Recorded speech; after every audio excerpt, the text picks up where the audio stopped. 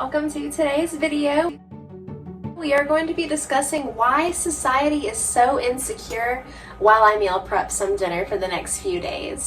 This recipe is going to be a honey teriyaki marinated chicken with petite red potatoes. We've got some broccoli and of course some seasoning, some onion and garlic powder, paprika, salt, and pepper. Let's get started. I'm going to take my ring off for this so I don't get any chicken juice inside of it while I trim the fat off of my tenders. Since around the 70s and 80s, plastic surgery has taken the populace by storm, and the obsession has only increased with time. If you fast forward to now, we are having record-breaking numbers of girls and boys that are more anxious and depressed than ever before. To say that beauty and body standards are completely to blame would be a stretch, but to say that they have nothing to do with it is also being naive. Young girls and boys are seeing influencers and celebrities alike that are just having all of these surgeries to modify things on their body that they deem to be imperfect, and it can be damaging. Now, I'm not here to bash you or tell you that you're less than if you have gotten plastic surgery, but you don't have to change your beautiful uniqueness just to fit society's standards. You are beautiful. We are all made perfectly unique, and instead of teaching us to embrace our uniqueness, we are told that if you see something that you don't like, you should change it. Whoa, guys! I have tossed the chicken in the marinade, so we're going to set that aside for about 30 minutes. Whenever you change yourself to fit society's standard, the problem is you're no longer individualized. You're now a copy of everything else that is deemed to be perfect. Obviously, accepting is a lot harder than just saying, I'm gonna love myself the way that I am. When we're putting in the work to rewire our brains to see ourselves as beautifully unique, we learn that the problem is not just us, but it's the world around us that's wanting everyone to look and act the exact same. Though I think it is needless to say, I'm gonna say it anyway, this is not an excuse to be unhealthy.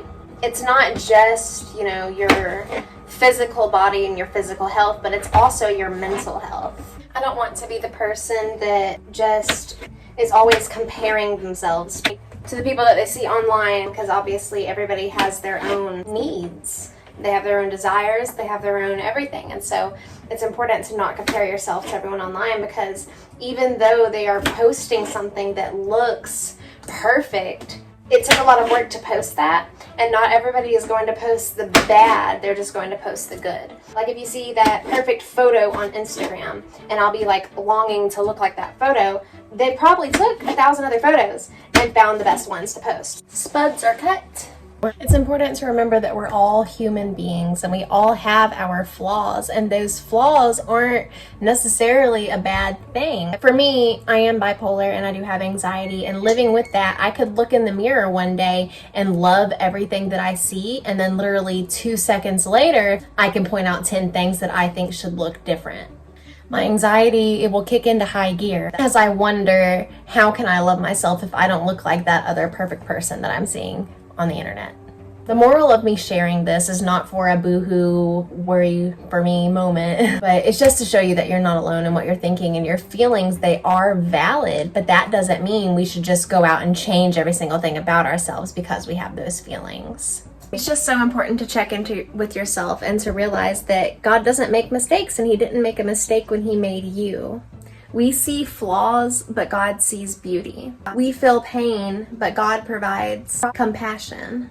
Proverbs 4:23 says, above all else, guard your heart, for everything you do flows from it. How we talk to ourselves matters. The things that we say about ourselves and how we feel about ourselves, it matters, and it's going to resonate with everything else that we do in life. Regardless of if we want it to or not, it's going to be there and it's going to be visible. Honestly, that's the connection between depression and anxiety with toxic standards and narratives that are placed on us by society. Add some paprika. Add our onion powder. This is going to go in the oven at 400 for about 20 minutes, just like the potatoes. I do want to thank you guys so much for watching today's video. I hope you enjoyed it and that maybe this video has given you some food for thought to provoke some more thinking about why exactly it is that we feel so insecure as a society. If you have any other comments about this or opinions whatsoever, leave them in the comments below. I'm definitely interested to read your experiences and how you guys think that I may have come across with explaining it.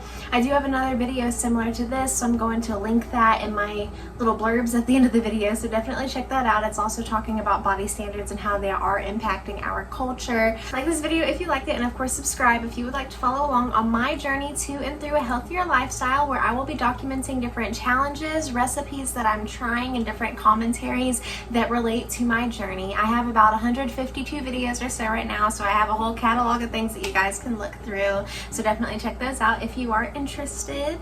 I hope you guys have an amazing rest of your week, that you stay happy, stay healthy, and I will see you next Sunday with another video. Bye.